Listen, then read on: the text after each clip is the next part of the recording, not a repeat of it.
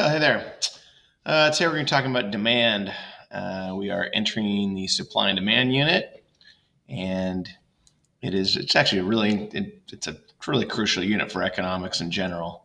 And you're working with graphs. Graphs are ultra important for this particular unit, and then for future units, especially if you wind up taking this class in college, or if you're taking the AP class. So here we go. So we're talking about demand. You really need to get a piece of paper out so you can pause this. You should be taking notes, creating graphs. You really need to practice creating graphs. And so here we go. This is just a video. I'm going to give you access to this PowerPoint so you don't have to worry about every last note. You can always go back and look it up. But this is a demand video from good old Mr. Clifford. It's actually pretty entertaining. And so so you can also refer to that later on if you like. You can come back and watch it. Could even be an Ed puzzle on that later. But here we go. What is demand? Demand is the desire, willingness, and ability to buy a product at various possible prices. It's how much, we all demand things. Let's put it this way, right? We all buy things. Demand's actually easier to learn and figure out than supply. When we get into supply later, because we're all consumers. We're all demanders. We all buy stuff. We all want things. We all desire things. We are willing to buy things, or we're willing not to buy other things. We maybe don't have the ability to buy things. Sorry for that bell. It's the beginning of the day here. Okay, but it's got to be all possible prices. So if we want to buy, if you're looking to buy a shirt, or how about this coffee cup here? The desire, the willingness, ability to buy a product at various possible prices. So at, let's say, $5, I might want this cup. I might be willing to buy it. I'm able to afford $5, and I might be willing to buy one. Maybe at $3. At $3, why not? I'll buy two, because that's a pretty good deal. I still want it. I'm still willing to buy it, but I'm willing to buy, an extra one at a lower price. So I can rotate these in and out. I can have one at home dirty, and I can whatever. But what about at, say, $15? At $15, I may not want it at all. I might look for another one. I may just be willing to take a regular coffee mug. Okay, $7.50. Class is now started. At $100, I don't want any. But maybe somebody out there wants one. Maybe there's someone out there that really loves, the Contigo cup, and they're willing to pay that price. And so demand, we might have a personal, what's going to call demand schedule, which I think pops up next. There we go, demand schedule. Our personal schedule of how many we would buy at each price. We went at $1, $2, $3, $4, $5, list a bunch of prices and how much would we be willing to buy. And then we combine, in theory, everyone's demand schedule for the total demand that might occur for, say, Contigo coffee. Maybe some of you would never buy this at all because you don't drink coffee. You don't care about it. You don't need to travel. You can just drink it at your house. Maybe others are going to get a job on the road. You're going to be in your car all the time, and you're going to want your travel coffee mug. And you want multiples of them. Maybe you want different colors. Maybe you want to buy three because one's silver and one's red and one's blue, and you like a color. But so the demand is all of our, and it's got to be all three. The desire, you got to want it. You got to be willingness. You got to have willingness to buy it, right? Right. You got to have willingness to buy it, and you got to have the ability to buy it. So you've got to have the money. You got to have, you got to be willing to part with that money. Okay. So demand schedule will show you in a second. It's going to be a price and quantity, a series of quantities demanded. So once again, I said I might buy two of these at $3. Let's even go up. Maybe at $10, I might buy one. At $7, I might buy two. At $3, I might even buy three. If these were $1, I might buy 10 of them. But if they're $20, I might not buy any. Right? So it's quantity demanded. We're going to get that notion down. Quantity demanded versus demand. Okay, what does the law of demand say? The law of demand is pretty natural, and it makes sense. It should make sense for us. Here's what it basically says. As prices decline, as prices fall, I should say decrease. If I was taking notes, I'd rewrite that as decrease. more quantity will be demanded. And as prices rise, less quantity will be demanded. They have an inverse relationship. So one goes up, other goes down. Whoop. One goes up, other goes down. When price goes up, quantity demanded goes down. When price goes down, quantity demanded goes up. Notice when price goes down, demand does not go down. And when price goes up, demand does not go, when price goes up, demand does not go down. And when price goes down, demand does not go up. What goes up is quantity demanded. Quantity demanded, the amount you're willing to buy. So I said, at $10 I might buy one, at $7 I might buy two. Those are my quantities demanded. But either way, I had the same like or dislike for this coffee mug. It's just a matter of how many am I willing to buy at various possible prices. And at a lower price, I might be willing to buy more. And as price keep getting lower, I might be able to buy more yet. You can imagine, what if these were 10 cents each? Really low price. I would go, well, 10 cents, shoot, that's almost disposable. I might buy 20 of them. I might buy 100 of them. And I might give away to my friends. I might, at $1,000, yeah, I don't want any. Probably nobody does. At some point, you'll hit a price limit where, zero is demanded. Okay, but they've got an inverse relationship. Okay, and this should make sense with what we see in life. Right? It makes logical sense. You complain about gas prices being higher. Do you drive less? Probably little. But on the other hand, gas is gas. If you got to get to school or you got to get to work. But maybe as prices climbed to close to $5, I think I paid $4.60 a gallon this past week. Maybe you don't take that trip to Santa Maria or San Luis Obispo with each other. Maybe you carpool more. Maybe you borrow mom and dad's car, so you're not using your own gas. Maybe you drive the car that gets better gas mileage. I've got a truck that gets 10 miles a gallon, and I've got another car that gets like 20 miles a gallon. So I've been driving the 20 mile per gallon car because it costs me less to drive, even though I'd kind of rather drive the truck.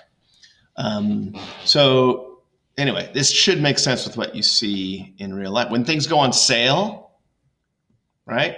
Clothes go on sale. Instead of a shirt for $30, it's on sale for $20. What might you do? You might buy 2 shirts, right? That's a lower price, more quantity demanded. Why do you think stores put things on sale? Because they want to sell more items. Sometimes because they're not selling enough. Sometimes because they got excess. Sometimes it's just to fool you, basically. It's never really $30. It's always $20, but it looks good.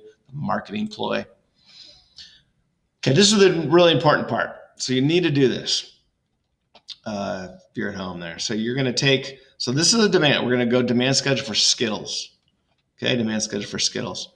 So the idea here is at 25 cents, and this is like if we were for a classroom. Let's say there's 30 of us in the room, and we've got Skittles. At 25 cents, perhaps the class is going to buy 100. So you're gonna. I wish this was coming in differently, but we're going to convert these things. We're going to convert this demand schedule right here. Let's see if I've got my pen here. Right. So right here is our demand schedule.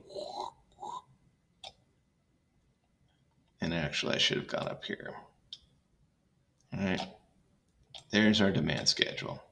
We have the potential prices, 25 cents, and the potential quantity demanded. This is you should almost call this QD. Call that Q. That's a bad Q. QD. Oh boy, that looks like a B. QD. That wasn't very good. Sorry, I'm going to clear my screen. Oh, pretty cool. Good little feature. All right, so make that a D. And you put quantity demanded, and then you're gonna have a chart here. 25 cents, 100 might be demanded by the class. If the price goes up to 50, still a pretty good deal for a little bag of delicious Skittles. And so we got 80. Maybe a lot of you would buy two bags. At 75 cents, we're still a pretty decent price for candy this day and age. And so let's just say most of you would buy 2. Here, some of you might buy, a lot of you might buy 3. At $1, though, we're getting down to where it's closer to kind of reality. And so, but still, a couple of you really love your Skittles, and some of you might not like Skittles at all, by the way. You might not buy any Skittles. But we're going to say the class would buy 40. At $1.25, we'd only buy 20. At $1.50, only you hardcore Skittles lovers are going to buy your bag of Skittles, and others are going to go, $1.50, I'm not paying that.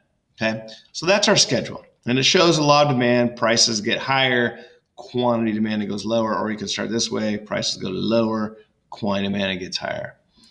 Okay, now the important part, we're not going to do a whole lot with schedules as we move forward, kind of in the unit, but you need to know this concept of what it looks like, because these schedules can be converted into a graph, okay, demand graph. So you're going to draw, get ready, get excited. You're going to draw your first demand graph right here. So where's we got? We got a line here, we got a line down here, and the vertical axis here is always price. That's P for price. You can write the word price if you need to. And the horizontal axis is always quantity. You've got to make sure these are labeled on the right one. Otherwise, your graph will look different. Price, quantity, price, quantity, price, quantity. Okay?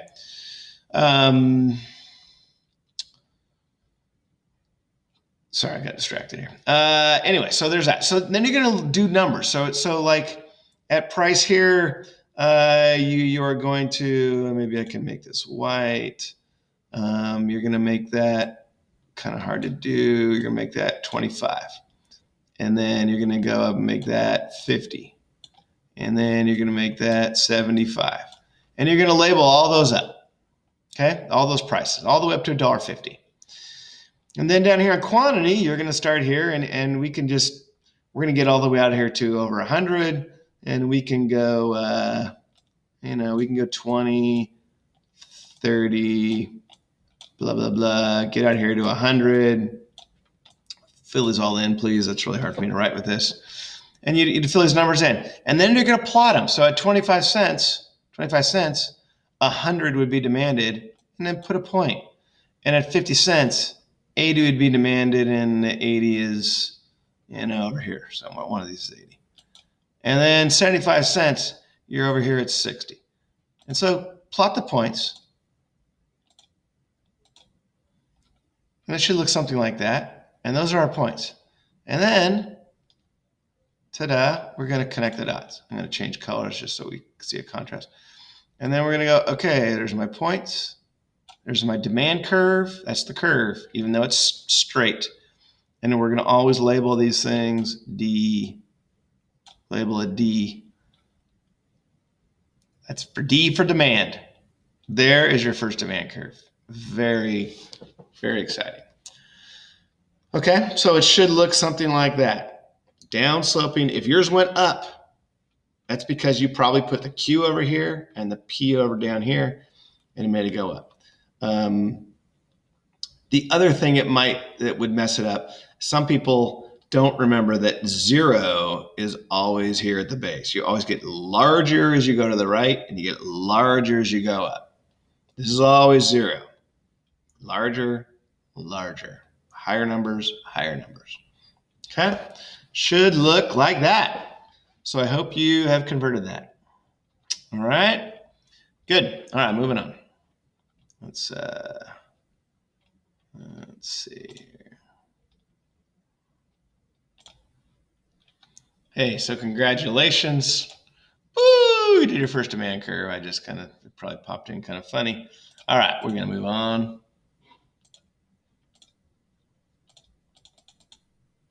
Whoa. All right. So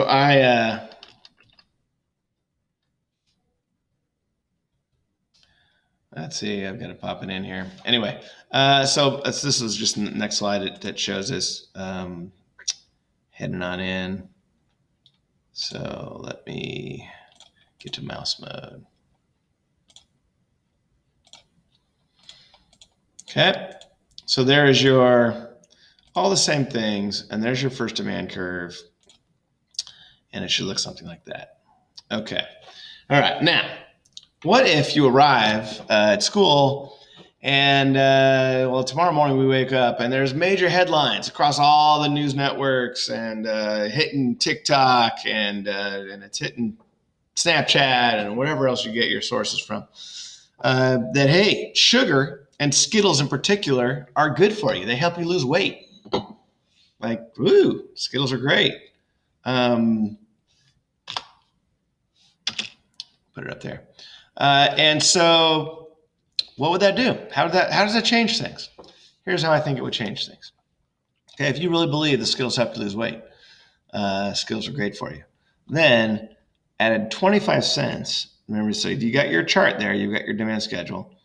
We used to have 100 demanded by this class, but now Skittles being great for you, helping you lose weight, now there's 120 demanded, right? At 50 cents, instead of 80, let's do that, right? Instead of 80 demanded, with this new change, Skittles helps you lose weight, right? Now there's 100 demanded instead of 80. 60, instead of 60, now there's 80. So you'll notice that at every single price, there is a change in the quantity demanded. Change in quantity demanded at every price. So really, if you go back to our definition of demand, the willingness, ability, the desire, the willingness, ability to buy a product at various possible prices. So these are the various possible prices, and the willingness, the ability, the desire has changed, right? There has been what is called a change in demand, and it will show up on the demand curve. So what I would like you to do is plot these points. So take a second, pause the video, plot 120 on the same graph, on the same one you just did, plot 120, 100, 80, 60, 40, 30, all that, okay? So that has changed. You're going to see a change in demand. So a change in demand always looks like this. Hope you've paused it. Give me a second. All right, you back? So it looks something like this. Let me, I've got mine, dang it. I got that still in the way. Okay. Cleared screen. There we go. Okay. So we pause it. There's our original curve we made, right? At 25 cents, 100 demanded. And then with this change, Skittles helps you lose weight. What do we got? Now we label it. So you labeled it D, label it D1. D1. Okay. And notice you should have had a new curve. And the new curve you should label D2. I got a little arrow here. The one thing I don't like about this arrow is it's pointed up slightly. If you write an arrow, really get in the habit of writing it parallel. Write it parallel to the quantity axis. Don't write it up or down. All right. Should look something like that. Like that. All right. Erase. Clear screen. Okay. So it should look something like that. All right. And so that's what a demand curve shift looks like. So if you did that, you have shifted your first curve. That curve was here, boop, it shifted, right? Why did it shift? Because, hey, Skittles help you lose weight. People are going to want to buy more Skittles at every possible price. So when you get a change in demand, that means that at every price, there's a new quantity demanded. Okay, which is, okay, I'll talk about it in a second. I don't want to get ahead of myself. There's a couple things we assume. We assume that nothing changes unless the only change that occurs is the one that tells you that it has occurred. Okay? So we assume everything else remains the same. We assume demand remains the same unless something forces demand to change. And it's what we're going to use a term called determinants or shifters when they come along. Okay, so this change will lead to a new, different curve, shifted curve, which we just did. All right, key concept. Common concept right here that people miss every year. So we gotta get our wording correct here. Okay, this is where we get a little messed up. The wording gets the concept gets messed up by wording. So what's the difference between a change in demand and a change in quantity demanded? Change in demand versus change in quantity demanded. Here we go. a change, think about it, by the way, before I put that up there. I've already described it before. Change in demand, change in quantity. So for demand to change, ready? If there's a change in demand, that means there's a change in quantity demanded at every price. And therefore the curve is shifted. Change in quantity demanded at every price. So at 25 cents, it used to be 100. Oh, Skittles are good for you. Now it's 120. 50 cents, it used to be 80. Skittles are good for you, help you lose weight. Now it's 100. So all those at every price, there was a new quantity change. Why? Because something on the outside has forced that change. The market has changed, and we're going to call that a determinant has caused that to change. But when there's a change in demand, the entire curve shifts. Get a shift of the whole curve. Okay? Change in quantity demanded only happens because of a change in the price of the good. Okay? Change in the price. This means there's going to be a movement along the curve, but not a shift of the entire curve. The curve will stay the same. Curve will stay the same. So let's see if we've got a graph here. Okay? Change in quantity demand occurs when the price changes. So if all we do is change price, then that's a quantity change. We have to get a change in quantity at every price for demand to change. So a quantity demand changes, a change results in a movement along the curve, but not a shift of the curve. How do I do it? Here's my demand curve, right? Price is 25 cents. Price goes up to 50 cents. Whoop, we move along the curve, right? That's a change in quantity demanded. Move along that curve. Whereas a change in demand, the whole curve shifts. Okay? If you had partners in class, you'd be doing this. But you need to know the law of demand, how it works, and the difference between a change in demand and change in quantity demanded. 5 vegetables. Are there 5? Yes, of course there's 5. All right. Last thing I'm going to show you for the moment, I'm going to stop the video after this, are 3 things that help prove the law of demand. Why does law of demand work the way it works? Why does when price decreases, why is there more demanded? Why do we demand more? And there's 3 things that so-called prove it. And students will tend to forget this too. And then this is, once again, a commonly missed thing on tests because they forget. So if you're taking these notes, put a little star by it, put a little hey, remember this one. Like give yourself a little note to remind yourself of what needs to be, that you need to know these things. Okay. All right. So really they're explaining why that curve is so-called downsloping, why there's an inverse relationship between price and quantity demanded. That's what's new. So number 1, first proof, first item that proves law of demand is something called the income effect. And basically the income effect, when prices are lower, kind of your income goes up. You can buy more. You get more purchasing power. Okay? You can afford more goods without giving up other goods. Why could I buy, 2 of these at $6 or what did I say? Whatever. 2 of these at $6. Why would I be willing to buy 2 of these at 6, but only 1 of these at 10? Well, because let's go 5. 2 of these at 5 and 1 of these at 10. Well, because at 5, it's half the price of 10. I can now buy 2 for the same price I was willing to pay for 1 at $10. So I can buy more without giving up other stuff. I don't have to. Now when I buy 2 at $5, I don't have to give up, the shirt I wanted to buy or whatever else I wanted to buy. Okay, income effect. Second is the substitution effect. The substitution effect says that as prices decrease, that good is relatively cheaper compared to substitutes. Okay, so buyers that might have purchased that substitute can now buy this now relatively cheaper good. That's a little confusing, but so the idea is, let's say, I've got an apple and an orange. Got an apple and an orange. They're both $1 a pound. I like them both equally. If the apple goes to 50 cents, drops in price, it's now half the price of what it used to be. It's also half the price of an orange. So if I'm willing to buy both, then I like them equally as well. They're substitutes, what they call. Now, instead of buying, say, one apple and one orange, say at $2, one apple, one orange, well, now I might be willing to buy two apples and one orange, or four apples, because I can buy four apples for the price of, maybe it's such a good deal, I won't buy oranges at all.